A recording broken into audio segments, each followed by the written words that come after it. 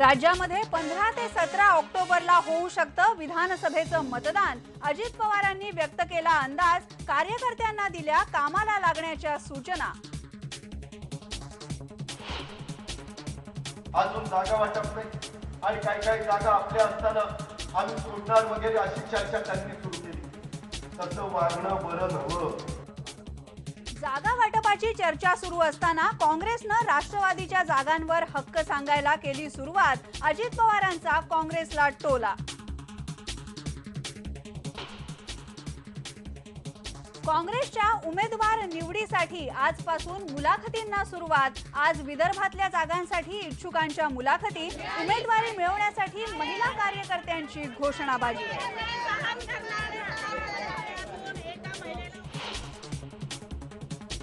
महाराष्ट्र कर्नाटक सीमावाद हा विषय संपला। महाजन आयोगाच्या अहवालानुसार बेळगाव कर्नाटकचा भाग। मुख्यमंत्री सिद्धरामय्यांनी तोडले तारे। स्वार्थासाठीच वाद जिवंत ठेवल्याची केली टीका।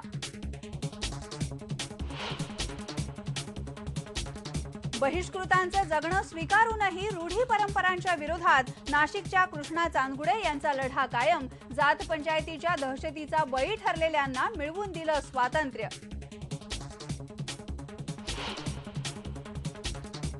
आणि उद्याच्या दहीहंडीसाठी गोविंदा पथकांची तयारी पूर्ण। हायकोर्टाच्या निर्देशानुसारच होणार दहीहंडी।